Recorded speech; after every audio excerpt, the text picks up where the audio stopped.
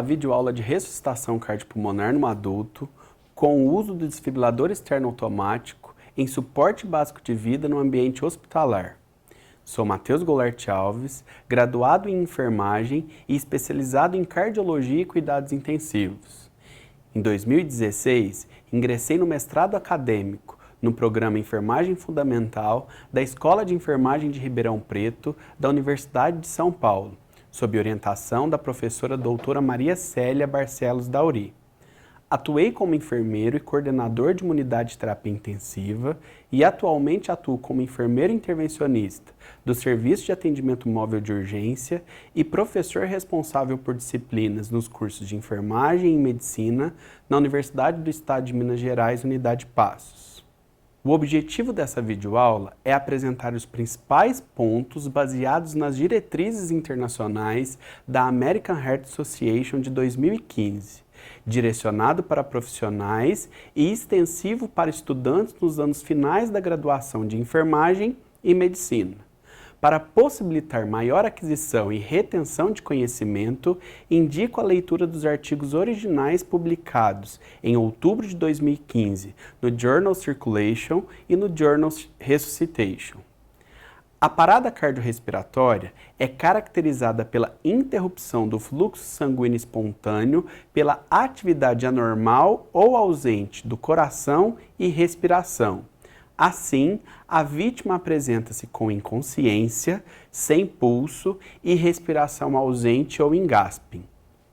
Ressuscitação cardiopulmonar é um conjunto de medidas artificiais para a reversão da parada cardiorrespiratória, exigindo manobras de alta qualidade, visando o fornecimento de fluxo sanguíneo ao coração e cérebro, com o intuito de fazer com que o coração retome um ritmo adequado com o retorno da circulação espontânea.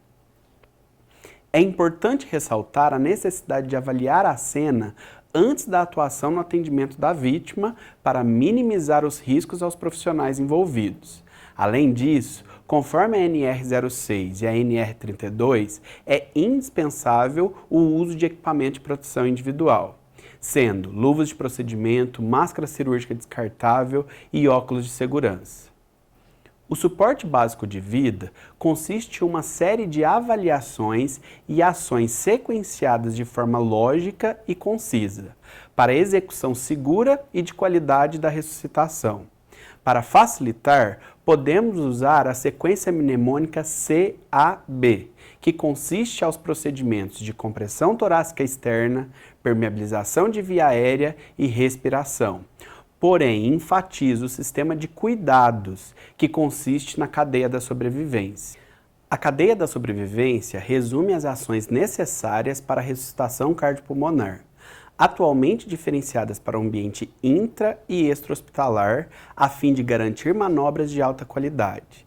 Nesta videoaula, serão abordadas as etapas da cadeia da sobrevivência para o ambiente intra-hospitalar, estruturada em 5 etapas: vigilância e prevenção, reconhecimento precoce e pedido de ajuda, ressuscitação cardiopulmonar de alta qualidade, desfibrilação precoce e suporte avançado de vida e cuidados pós-parada cardiorrespiratória. A primeira etapa consiste em vigilância e prevenção. Este é um momento de extrema importância, pois é o momento de implementar avaliações e definir intervenções efetivas antes do colapso cardiorrespiratório, ou seja, estar atento aos sinais de alerta apresentados pelo paciente passíveis de intervenção antes da evolução para a parada cardiorrespiratória. O principal sinal de alerta é a dor torácica, visto que de 1/3 a 1/4 dos pacientes com isquemia miocárdica evoluem para a parada cardiorrespiratória. Palpitação, palidez, sudorese fria, que de quando início súbito e sem outra causa definida, também são considerados sinais de alerta.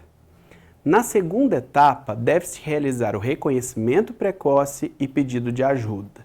Nesta etapa, deve ser solicitada ajuda imediatamente após identificada a irresponsividade pela vítima. A ajuda deve ser providenciada por um segundo profissional e consiste em acionar o suporte médico, providenciar o carrinho de emergência, o desfibrilador e o sistema de ventilação. É importante ressaltar que, identificada a parada cardiorrespiratória, imediatamente deve ser implementada a ressuscitação cardiopulmonar de alta qualidade. A avaliação da resposta deve acontecer com toque intenso ao nível dos ombros da vítima, com estímulo auditivo também intenso, se possível, chamando a vítima pelo nome. Para avaliação do pulso, é preferível para a palpação da carótida, no seio carotídeo, na bifurcação entre o músculo esternocleidomastoide e a traqueia, em apenas um lado e com o dedo indicador e médio. Caso haja impossibilidade de verificar pulso na carótida, outro pulso utilizado é pela palpação da artéria femoral. A respiração pode estar ausente ou agônica. A respiração agônica, também conhecida como gasping, é caracterizada por um padrão respiratório lento, profundo e com ruídos característicos.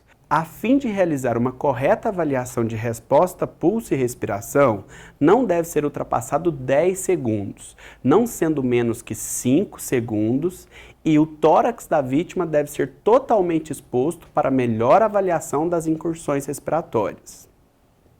A terceira etapa é caracterizada por ressuscitação cardiopulmonar de alta qualidade. Esta ação quadruplica a sobrevivência da vítima. No adulto, a principal causa de parada cardiorrespiratória é de origem cardíaca. Diante disso, compressões torácica externa deve acontecer precocemente e, de preferência, em conjunto com o sistema de ventilação. Para realizar as compressões torácica externa, a vítima deve ser posicionada em decúbito dorsal e em uma superfície rígida e plana. No ambiente hospitalar, as compressões não devem ocorrer com o paciente deitado diretamente em colchão. É necessário posicionar o seu dorso em prancha rígida, existente no carro de emergência.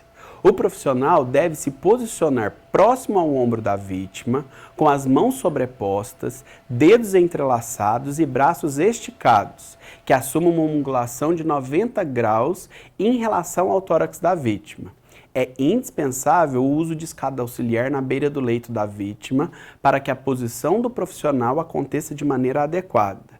A região hipotenar da mão do profissional deve ser posicionada sobre o externo, no centro do tórax, que será comprimido, especificamente na metade inferior do externo, sendo uma referência à linha imaginária intermamilar. A compressão deve ocorrer com profundidade entre 5 e 6 centímetros, frequência de 100 a 120 por minuto, permitindo o retorno total do tórax da vítima entre as compressões, sem permitir que a região hipotenar da mão afaste-se do local da compressão. Os cotovelos do profissional não devem ser flexionados, de forma que seus braços se mantenham retos e que a aplicação da força de cada compressão seja promovida pela movimentação do tronco do profissional e não pela extensão e flexão dos seus braços. Pausa a cada 2 minutos devem acontecer para avaliar o retorno da circulação espontânea e para a troca do profissional que está nas compressões. Entretanto, tais interrupções não devem durar mais que 10 segundos. Para a permeabilização das vias aéreas, deve realizar a manobra de elevação da cabeça da vítima pela hiperextensão do pescoço. Em suspeita de lesão medular, deve-se realizar a imobilização manual da coluna cervical. Na ventilação com bolsa-válvula-máscara, é indicado o fluxo de oxigênio de 12 a 15 litros por minuto, garantindo o movimento visível do tórax em cada ventilação de resgate. A máscara deve ser acoplada na face utilizando a técnica C e E. O dedo polegar e indicador em formato de C, pressionando a máscara, e os demais dedos em formato de E, tracionando a mandíbula da vítima, sem permitir o escape de ar durante as ventilações, que devem acontecer pressionando rapidamente, em 1 segundo, todo o centro da bolsa. Para ventilações efetivas, o profissional deve estar posicionado no plano superior da vítima, ou seja, na cabeceira do leito, e, se possível, um profissional acopla a máscara e outro pressiona a bolsa, garantindo assim a minimização de falhas nas ventilações de resgate. A conhecida relação 30/2 consiste na realização de 30 compressões torácicas externas seguidas de 2 ventilações de resgate. Essa relação deve acontecer por 2 minutos e, ao final, deve ser avaliada a resposta da vítima às manobras de ressuscitação. É importante ressaltar que a implementação da desfibrilação deve acontecer precocemente, preferencialmente antes mesmo de finalizar os primeiros ciclos da relação 30/2. A quarta etapa é a desfibrilação precoce. Se essa conduta acontecer em 3 a 5 minutos após a parada cardiorrespiratória, pode levar em até 70% a taxa de sobrevivência da vítima. Diante disso, destaca-se a necessidade de acesso ampliado ao desfibrilador externo automático, chamado DEA. Pois a cada minuto de atraso reduz de 10 a 12% a possibilidade de sucesso na ressuscitação. Deve ser usado antes da chegada do suporte avançado e indicado que o primeiro choque ocorra em até 3 minutos após a parada cardiorrespiratória. O uso do DEA é recomendado e efetivo em vítimas de parada cardiorrespiratória por garantir a desfibrilação precoce, visto que grandes são as chances da vítima estar em ritmo passível de choque, ou seja, fibrilação ventricular e taquicardia ventricular sem pulso, sendo que nestes o tratamento efetivo é a aplicação do choque. O DEA é um equipamento eletrônico programado para avaliar o ritmo cardíaco e definir se a desfibrilação é indicada, usado em ambiente extra e intra-hospitalar, eficaz mesmo para pessoas leigas e sem tratamento, visto que é auto-instrutivo e semiautomático. As pás são unidas por um conector que, após ligar o aparelho, deverá ser encaixadas no equipamento no momento solicitado.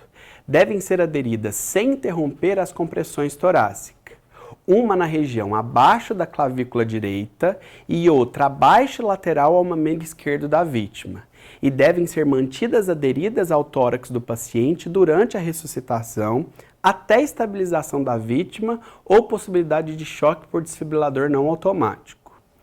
As condutas para manejo adequado do DEA são: imediatamente na chegada ao lado da vítima, o aparelho deve ser ligado e encaixado o conector das pás no equipamento. Na sequência, o profissional deve seguir as instruções de voz do aparelho. Neste momento, as pás deverão ser aderidas, o ritmo cardíaco será analisado e, finalmente, se indicado o choque, o botão deve ser pressionado. No momento da aplicação do choque pelo DEA, é indispensável a certificação que todos estejam afastados da vítima e realização da interrupção do fluxo de oxigênio. As compressões devem ser interrompidas somente quando o DEA solicitar. Lembre-se, o DEA é auto-instrutivo, então é só ligar e seguir todos os comandos de voz. Importante citar que, caso o tórax da vítima esteja molhado, seque-o. Se houver excesso de pelos, retire o excesso de pelos com o aparelho de barbear. Se houver evidência de uso de marcapasso transcutâneo, não aderir às pás sobre o marcapasso, colocá-las em posição invertida. Após a aplicação do choque pelo DEA, deve-se imediatamente reiniciar a ressuscitação, até novo comando do equipamento para análise do ritmo cardíaco da vítima. Quando o choque não é indicado, deve-se realizar a avaliação do pulso e respiração da vítima. Se ausente, reiniciar a ressuscitação, pois a vítima se encontra num ritmo que não é passível de choque, ou seja, assistolia ou atividade elétrica sem pulso. Se pulso presente, as manobras foram efetivas e devem ser implementadas condutas indicadas para após o retorno da circulação espontânea, que serão apresentadas a seguir. Não desligue o DEA após o choque. Após a análise do ritmo cardíaco e administrado ou não o choque, o equipamento entra em pausa, isto é, ele continua ligado, mas apenas contando um tempo de 2 minutos, para que, quando completado, o aparelho volta a fazer nova avaliação do ritmo cardíaco da vítima. A quinta e última etapa é suporte avançado de vida e cuidados pós-parada cardiorrespiratória. A vítima necessitará de avaliação para identificação e tratamento das causas da parada cardiorrespiratória e internação em leito especializado para cuidados intensivos.